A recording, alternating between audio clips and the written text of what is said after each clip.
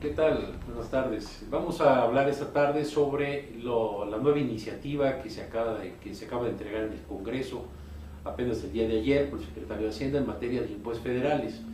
Voy a concentrarme en los cambios técnicos, no voy a emitir ninguna opinión política ni mucho menos sobre este asunto, porque es evidentemente una plática de carácter técnico para que se tenga idea, por lo menos una idea general de cuáles son los principales cambios y qué se va a hacer, cuáles van a ser sus efectos en materia de tributación, en materia de impuestos federales para efecto de la vida diaria de las empresas.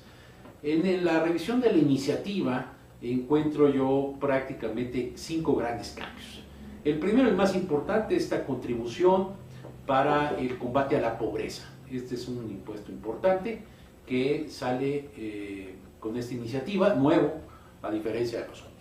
En segundo caso, tenemos el aumento de la ley de impuesto sobre la renta, de la tasa máxima que estaba en el 28%, la desplazan a un 30% en materia de personas físicas y personas morales. Es un cambio también importante.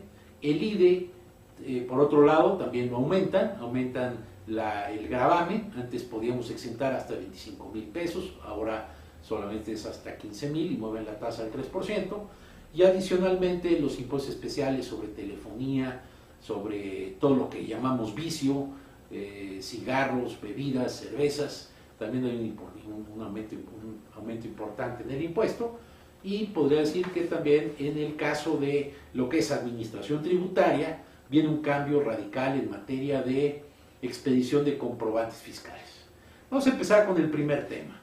Este impuesto al que se refiere, ahora llamado contribución, curiosamente ni siquiera viene en la iniciativa de impuestos federales, sino que viene en un archivo por separado, y parece ser que le quieren dar un enfoque de contribución para mejora, siendo que las contribuciones, lo que se logra recaudar sobre esos ingresos, se utilizan para un fin específico, a diferencia de los impuestos, donde ese dinero que se recauda se utiliza pues, para el gasto público, sin diferenciar para qué. En este caso no lo llaman impuesto, lo llaman contribución. Y es un 2% sobre todos los actos, actividades de enajenación, prestación de servicios, uso o goce temporal e importaciones que realice cualquier tipo de contribuyente dentro del territorio nacional, sin exención alguna. No hay posibilidad de evitar este impuesto. O sea, no es como el IVA, no tenemos una tasa cero, no tenemos un régimen de exención. Todos los actos o actividades que realice el contribuyente, la persona moral, la persona física, causarán este 2% sobre ventas.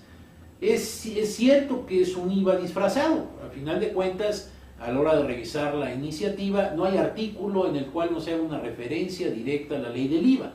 La definición de sujeto, definición de objeto, la misma base, tasa y demás, hacen referencia directamente a la ley del IVA. Por lo tanto, bueno, pues pudieron haberlo montado en la ley del IVA, pero yo supongo que quisieron dejarlo por separado, especialmente por tratarse de una contribución más que de un impuesto.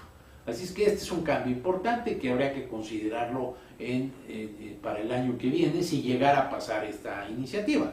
Aquí aclaro que esto es la iniciativa que presenta el presidente. En este México de hoy el presidente propone y el Congreso dispone, así es que estaremos todavía a la expectativa de votación del Congreso de la Unión y ya se han hecho muchas declaraciones al respecto. El segundo punto que yo ya comentaba es disminución en la base este aumento en las tasas del impuesto sobre la renta, se mueve del 28 al 30%. Con este movimiento del 28 al 30% se logrará recaudar una cantidad importante en materia de impuesto sobre la renta, pero afecta a personas físicas y a personas morales por igual, siendo que las personas físicas que perciban ingresos superiores a los 4 salarios mínimos, algo así como 6,600 pesos al mes, pues no tendrán repercusión alguna, pero aquellas que tengan ingresos superiores tendrán que hacer frente a este nuevo gravamen. Este gravamen durará solamente 2 años, esta tasa elevada durará 2 años, y se contempla en la ley, en los mismos artículos transitorios, una disminución del 30 al 29% en el 2013 y en el 2014 al 28%.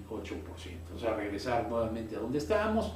Solamente 2 años, en 2011 y en 2012, tendríamos vigencia de esta sobretasa en la ley de impuesto sobre la renta.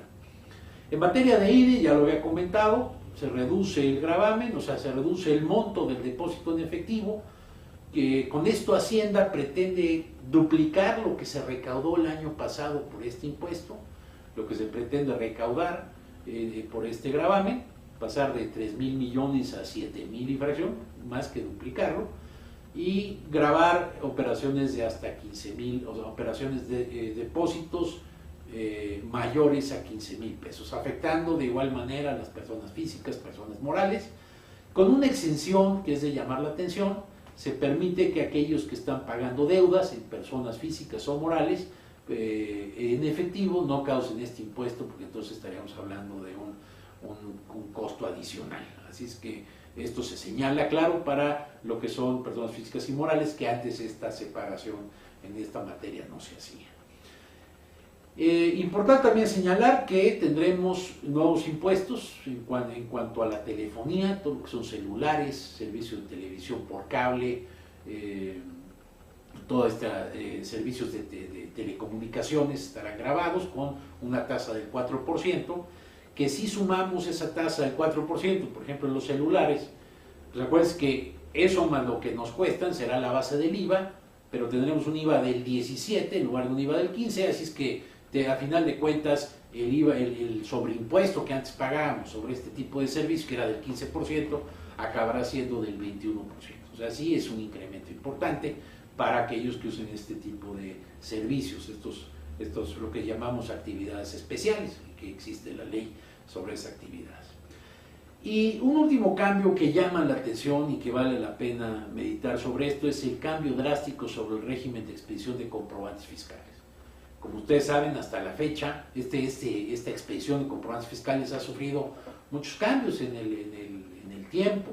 Recordemos desde que nos fijaron la obligación de imprimir los comprobantes fiscales en taller autorizado de Hacienda, ¿no? Ya después hablamos de la autofacturación y después entró los famosos comprobantes digitales.